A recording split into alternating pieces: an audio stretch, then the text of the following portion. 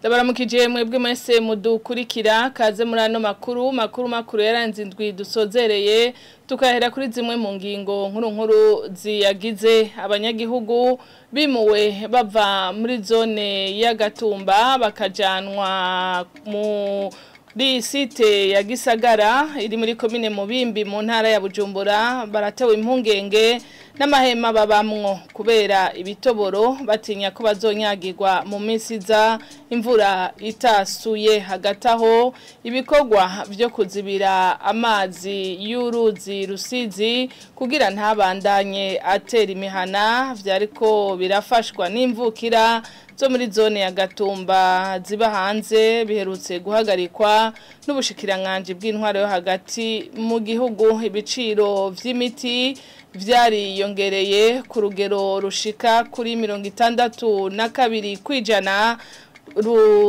aho hakaba hari mu mwaka w'ibihumbi 2023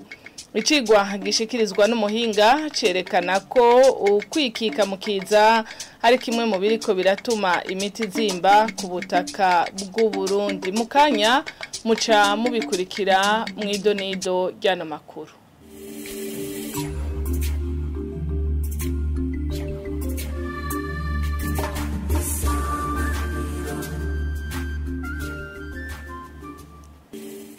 Ndasubiye kubaramutsa inzira ibikorwa byo gusubiramwo isoko nkuru ya Bujumbura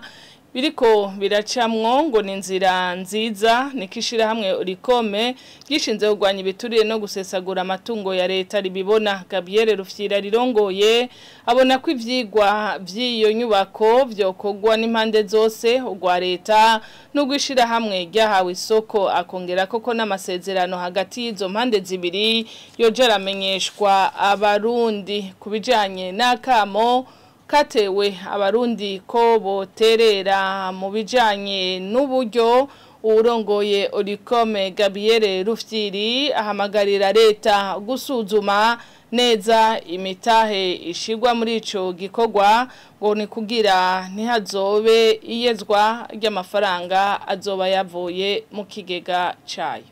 Hari ikindi kintu gihambaye murabone mu ibintu by'imitahe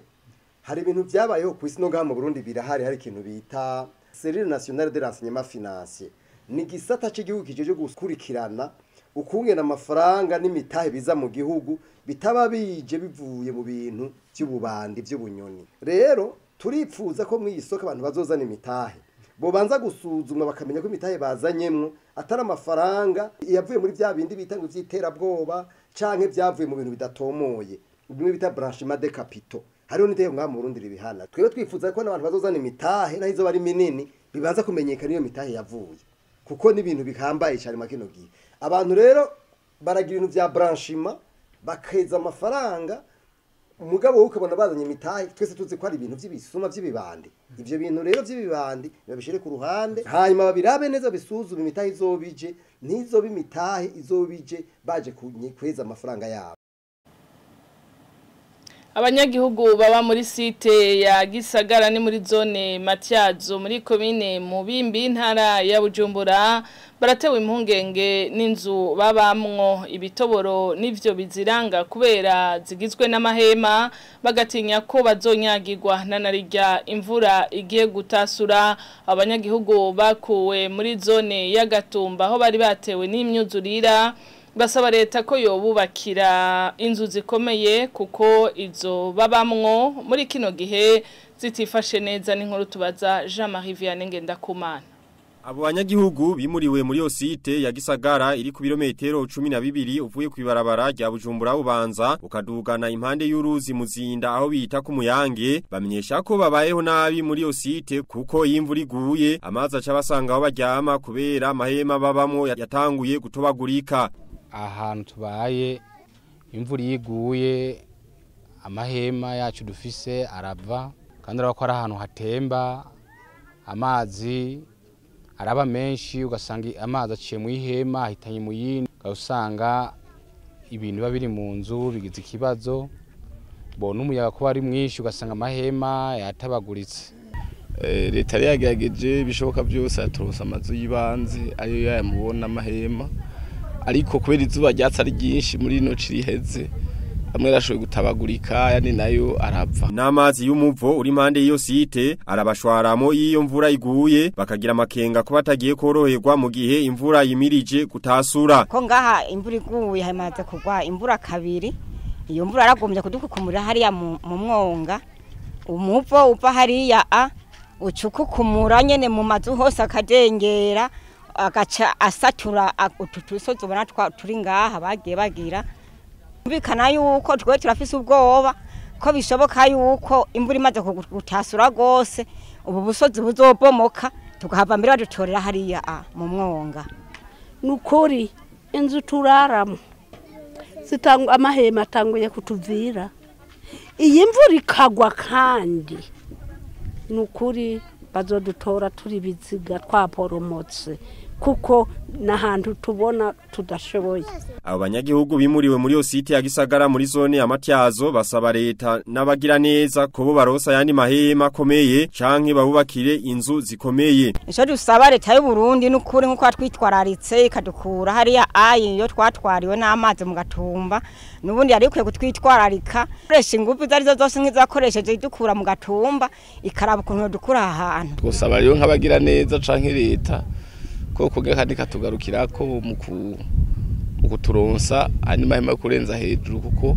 hari abantu bamwe amahema yamaze gutabagurika bisaba. Kuri ivyo Abdul Karim Muzinga arongo iyo site amenyesha ko ivyo kububakira izindi nzu ko bitashoboka kuko leta y'u Burundi itegekanya kwimurira iyo site mu ntara ya Cibitoke. Abona mahema menshi arava kuko urabona aya mahema narindi zuba ryari haraciye umuyaga ubu benshi bari hanze bararahanze ko leta yari yatwemereye kutwubakira inzu zimeze neza zishemeye ariko bivanye n'imigambi ya leta yo kutwimurira mu Cibitoke urumva niho kubaka ngaha kandi bemirije mu minsi iri imbere turamenya umunsi ariko uyu mugambi urahari urumva nitwosaba ko atwubakira amazu ariko twosaba ko badusanura inzu nyene mu kurindira ko batwimurira mu Cibitoke. Iyo site ya Gisagara ikaba irimo imiryango 1026 igizwe n'abantu 6388 bimuriwe muri ico kibanza inyuma yo gutegwa n'amazi aho baba muri zone ya Gatumba. Ibikorwa navyo byo kuzibira nguruzi Rusizi ntirubandanye rutera imihana n'imirima iri muri zone ya Gatumba bisa n'ivyahagaze kuko imodoka yahora ibitunganya yajanywa handi vyari bikorwa bifashwamwo n'imvukira za zone Gatumba zisanzwe ziba mu mahanga. Ni bikorwa rero kandi vyashimwa n'abanyagihugu ariko ababikurikiranira hagufi bagatangazwa n'ingingo y'umushikiranganje w'intwaro yo hagati ihagarika ivyo bikorwa. Miheye Kanyange. Uvuye mu gisagara ca Bujumbura ufashe ibarabara Chaussée d'Uvira canke irya Gatumba urenganya ikiraro ca Rusizi mu kuboko kw'iburyo hari inzira igizwe n'ibivu iri hejuru munsi haboneka imifuko y'imisenyi n'inzira yaciwe n'imashini yakoswe ku buryo butanzwe n'imvukira za zone Gatumba ziba mu mahanga ku munsi ngo hakoreshwa imiliyoni zirenga 2.5 y'amafaranga y'amarundi. Hakaba hari hamaze gukogwa ibirometero hafi 2 nkuko bimenyeshwa na Julien Nimbona umwe mu bakurikirana ivyo bikogwa. Ku munsi twakoresha uburyo imiliyoni 2.550. Abanyagatumba bose n'abanyagatumba bari hanze bashika 5-6 batwiyumvise kuko ni wabo niho bavuka. Bamwe bariko barakora imigambi iterambere bizu bikomeye ama projet ariko rero bakumva ngo saho kuba abantu mbere ko bana bavukiye karti y'u Burundi hari iriko mu matora bucaza twarabonye izina Gatumba ririko none hazoba bande bega ntabaso nduga yitora azoza mu Gatumba. Ikete ry'ubushikiranganje bw'intwaro yo hagati mu gihugu ry'uwa 16 ku kwezi kw'icenda ryo guhagarika ivyo bikorwa muri Kinyinya ya mbere iyo mvukire ya Gatumba abona ko ribarenganya. Ikete ry'umushikiranganje no vya kuyaturenganije urukaramu ngaho ajya arakora ni machine duhana rubibe dusangiye komine dusangiye intara uretse kusa ari zone Gatumba ya Rukaramu rero mushikiranganje ndetse bidukikije naho nyene hari kete twayumvise mushikiranganje w'intwaro yo hagati mu gihugu n'umutekano novuga bose ko baturenganije abanyagatumba ko ntambo nimwe bo tubuza kwikingira umwuzurira w'amazi adutera tuvuye muri Kinyinya ya mbere ku ruhande rwa zone Gatumba turajabutse uruzi Rusizi tugana Kinyinya ya gatatu ya zone Rukaramu aho hari imashini iri kwikora ibikorwa byo kuzibira amazi ya Rusizi ngo ntatere zone Rukaramu.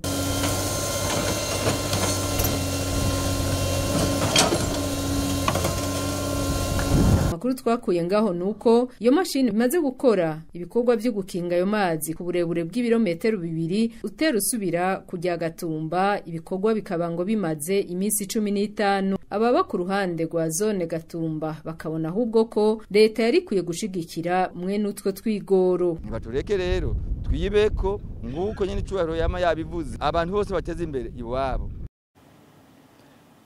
Mu gisata c'amagara y'abantu naho ibiciro vy'imiti vyariyongereye mu gihugu ku rugero rwa 32 kwijana kuva mu mwaka uheze bishikirizwa na muganga Alain Ndayikunda yakoze icigwa mu runani rw'amashira hamwe yo kuvuzanya PAMISAB. Uwo muhinga kavuga ko ukwikika mukiza ari kimwe mu biriko biratuma imiti izimba ku butaka bw'u Burundi mu ruganda rwo ku munsi wa kane rwo kurabira hamwe ivyavuye muri ico cigwa basaba leta gukora ibishoboka byose kugira ngo amategeko agenga ubuvuzi n'urudandazwa rw'imiti bikurikizwe. Inkuru tubaza Evariste Nzikobanya. Muri ico cigwa c'urunani rw'amashira hamwe yo kuvuzanya mu Burundi PAMISAB muganga Alain Ndayikunda yakoze ico cigwa avuga ko yasanze ku rubuga abagwayi bahurikiye muri ayo mashira hamwe batagirewe bacira nayo bamira. Ikintu nyamukuru twatoye muri kino cigwa nuko twasanze imiti myinshi muri ya miti idahara mu mavuriro ya leta cyangwa mu mavuriro ayariyo yose usanga iyo miti rimwe na rimwe idahari. Kuburyo twasanze ico bita todo disponibilité iyo miti ingana na 79 kwijana donc ya moyenne. Ikigira kabiri twatoye muri kino cigwa twatoye yuko imiti ndetse nibi byo basanzwe bafasha abagwayi bitura amavuriro biri ku biciro biduze na cyane cyane mbere ugasanga rimwe na rimwe bya biciro bamanika bitandukanye nivyo bashize mu facture. Mumvo zituma ibiciro vy'imiti vyiyongera cyo kimwe no kuvugwa na cyane cyane mu mavuriro yo mu bitaro vy'abigenga harimwo kwikika mukiza nkuko muganga Ndayikunda abandanya bivuga. Speculation ziraboneka hariho nabandi baca bagerageza kwikika mukiza ugaca usanga nko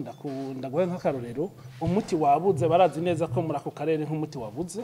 agaca yumva ni wabusigaranye wenyene agaca ashaka gushira kwinyungu y'umurengera kubera zineza yuko ari we wenyene awufise. Urongo urunani rw'amashira hamwe yo kuvuzanya mu Burundi PAMISAB avuga ko bibabaje kubona abanywanyi bayo mashira hamwe batoronka imiti n'ubuvuzi bifuza. Edouard Nkurunziza arongoye urwo runani agasaba leta kubahiriza amategeko agenga ico gisata. Twosaba yuko muri leta cyane cyane mu gisata kiraba ivy'imiti boraba ukuntu batunganya neza iby'ibiciro vy'imiti kugira ngo ntibibi ibiciro umwe wese yishira ko uko yishaki kuko twabonye ko hari ahantu hamwe usanga ibiciro biri hejuru ngaha bavuze nk'ingozi hari ruguru baravuga muri sud barahavuga hagati ugasanga ibiciro ari bike kandi mu bisanzwe imiti yinjira mu Burundi izana na hamwe nivyumvikana rero ukuntu aha na hariya imiti yozimba ahandi kazimbuka ivyo vyose ni ibintu rero dusaba yuko muri leta bojako kandi turashima n'intambwe